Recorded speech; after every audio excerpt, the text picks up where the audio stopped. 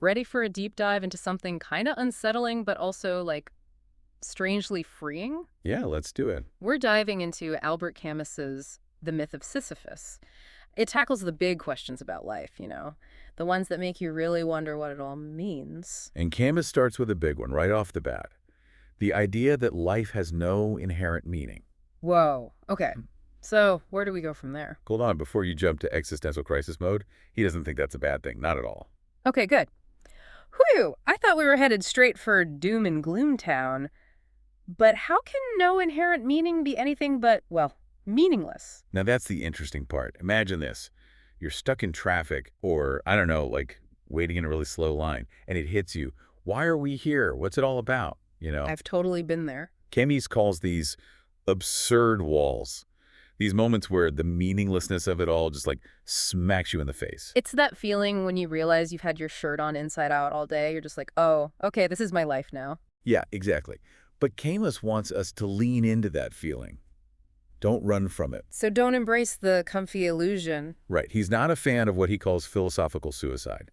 And before you freak out, he's not talking about actual suicide. Okay, good, good. He's talking about those comforting illusions we cling to so we don't have to face the absurd. Like, have you ever found yourself clinging to a belief system, even unconsciously, just to make sense of things? Oh, 100%. Especially when life gets tough, you want something solid to hold on to. Exactly. But Camus, he's challenging us to resist that urge, face the absurdity head on. And that leads us to his critique of thinkers like Chekhov and Kierkegaard. What did they think? They were looking for meaning beyond the absurd. But Camus saw that as kind of dodging the real issue. Interesting. So avoiding the truth, in a way. Exactly. Like Chekhov, for example, he basically equated the absurd with God. I can see how that would be comforting for some people. Right, but Camus felt like it diminishes the true weight of the absurd. By explaining it away, you're not really grappling with it. So don't try to explain it or anything. Nope. Just sit with the discomfort. Recognize that tension between our deep need for meaning and the universe just, like, not caring. That's intense. It's like staring into the void. What happens then? So we're staring into the void, acknowledging the absurd. What's next? Well, Camus sees this as where freedom really begins. Freedom. How so? Think about it. If life has no meaning set in stone, then you are free to create your own values. No need for some big plan to validate your choices. Wow, that is empowering when you put it like that. Right. It's like being handed a blank canvas and being told, go create. No rules. You decide what matters. But isn't there something about great power and great responsibility? Yeah, there is. And for Camus, knowing the absurd means you have a responsibility to really live, Yeah. to savor every experience. Your time is limited, right? So spend it on what really matters to you. Live in the moment, make it count, that kind of thing. Exactly. But there's this one part that always kind of throws me. Camus compares the absurd man to Don Juan. The legendary lover? I'm not sure I follow. It seems odd, but think about what Don Juan represents. He rejects what society expects. He's all about new experiences, living life on his own terms. So it's not really about seducing everyone, more about that spirit of, I don't know, defying expectations. That's it. For the absurd man, meaning isn't some big, grand thing. It's about how you experience life, how intensely you live it. Instead of searching for the meaning of life, we should be trying to live a meaningful life. You got it. And that's where art comes in. Camus sees art, creating things, as like rebelling against the absurd. Rebelling? How so? He wrote, and I'm paraphrasing here, art exists so we don't die of the truth. Heavy stuff. Whoa, yeah, so art is like a lifeline. Yeah, I think so. It's how we deal with this knowledge that ultimately our time is up. We express the things we can't say, find beauty even in the face of, well, everything. And Camus found this in Dostoevsky's work. Oh yeah, Dostoevsky, talk about existential angst. Right. His characters are always wrestling with life's meaning. Sometimes the solutions are extreme, like faith, suicide, nihilism. Right. There's this one character, Kirillov, from The Possessed. He calls it logical suicide.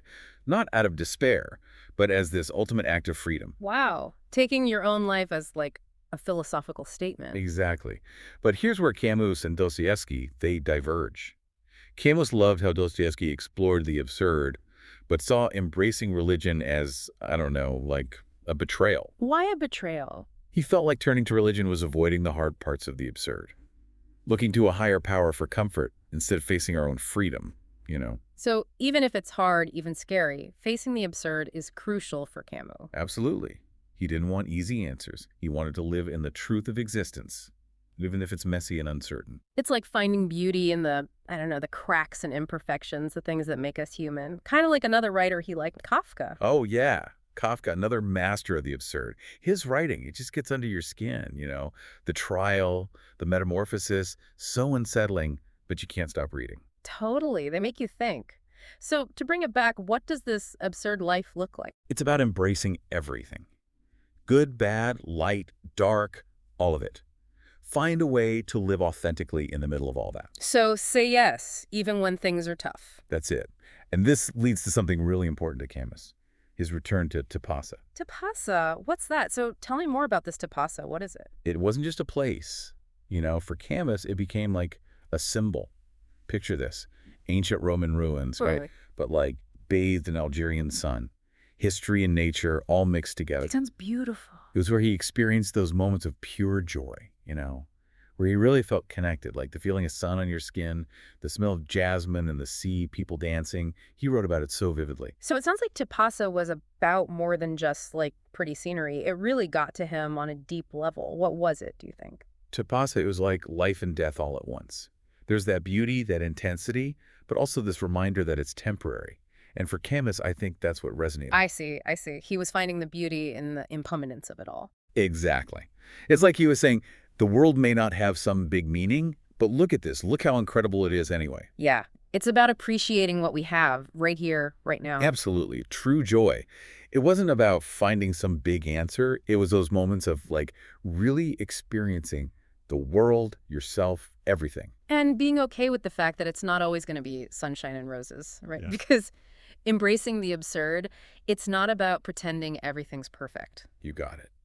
Camus, he knew life had darkness too. Suffering, pain, we can't escape that. But that's also part of the deal. So how do we make sense of it all then? How do we find joy when we know it won't last and that suffering is inevitable? Well, Camus gives us this powerful image. He talks about braiding a cord, but it's not just any cord. It's made of white thread and black thread, all woven together. That's a cool image. What do you think he was getting at there? Life, it's not all one thing or the other. It's both. The light and the dark, joy and sorrow, all mixed up. And we have to take it all, weave it together to make something strong, something meaningful, even if it's stretched to the breaking point sometimes. So find the beauty in the contrasts, the strength in the fact that, well, it's not always easy. Exactly. Camus, he doesn't give us a step-by-step guide, you know.